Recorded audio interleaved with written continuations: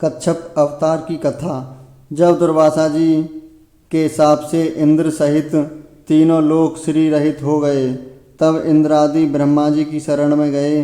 ब्रह्मा जी सबको लेकर अजित भगवान के धाम को गए और उनकी स्तुति की।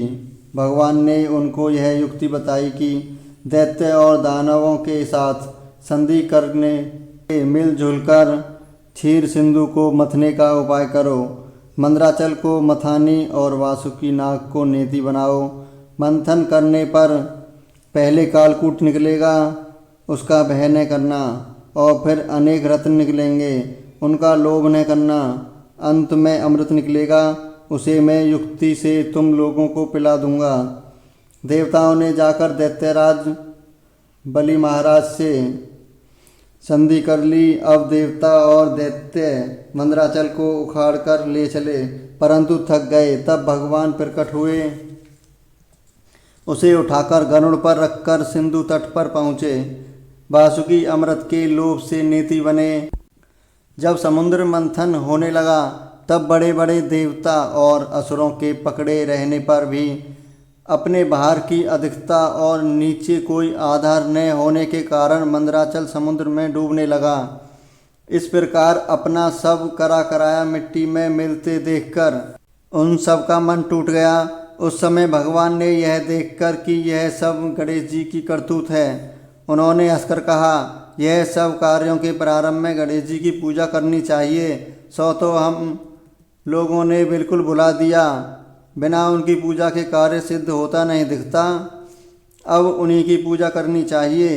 लीला में भगवान की लीला है, वे स्वयं सर्वसमर्थ हैं, परंतु कार्य प्रारंभ में गणेश जी की अग्र पूजा की मर्यादा जो बांध रखी है, उसका पालन करने के लिए जब देवताओं और दैत्यों को यह परामर्श दिया, तो सभी लोग उधर गणेश जी की पूजा में लगे।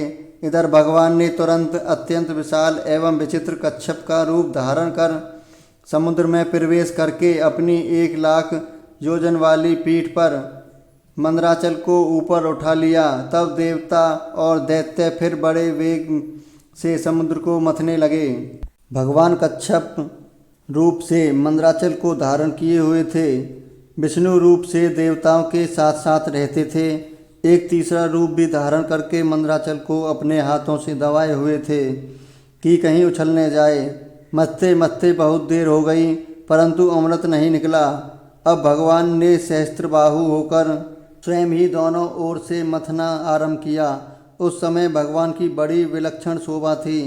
ब्रह्मा शिव सनकादि जय जयकार करते हुए आकाश मंडल से पुष्पों की वर्षा कर रहे थे। उन लोगों की ध्वनि में ध्वनि मिलाकर समुद्र भी भगवान की जय जयकार कर रहा था। समुद्र से सर्वप्रथम हलाहल कालकूट विष प्रकट हुआ। उससे त्रिलोक्य जलने लगा, तो उसे देवादिदेव महादेव ने ग्रहण किया। फिर और भी रत्न निकले, उनमें से कामधेनु को ऋषियों ने स्वीकार किया। अति सुंदर बलिष्ठ अश्व को दैत्यों ने लिया। बाद में ऐरावत नामक महान हाथी निकला, वह देवताओं के राजा इंद्र को मिला। कौस्तुभमणि के प्रति सभी लालायित थे, उसे भगवान ने अपने कंठ में धारण कर लिया। कल्प वृक्ष बिना किसी की अपेक्षा किए स्वर्ग में चला गया। अप्सराएं भी स्वेच्छा से स्वर्ग को ही पधारी। भगवती लक्ष्मी ने अपनी ओर से उदासीन रहने पर भी सर्वगुण संपन्न भगवान विष्णु को वरण किया। वारुणी देवी को दैत्यों ने बड़े चाव से लिया। धनुष को तो भगवान विष्णु ने ग्रहण किया। चंद्रमा को अनंत आकाश विचरने के लिए दिया गया। दिव्य संघ को भगवान ने स्वीकार किया। अंत में अमृत कलश हाथ में लिए हुए प्रकट हुए धन्वंतरी जी महाराज। दैत्यों ने उनसे अमृत कलश छीन लिया। देवता उदास हो गए। तब भगवान ने मोहिनी स्वरूप धारण कर दैत्यों को मोहित कर अमृत कलश उनसे लेकर अमृत देवताओं को पिला दिया। देवताओं की पंक्ति में सूर्य और चंद्र के बीच एक राहु नामक दैत्य वेश बदलकर आ बैठा।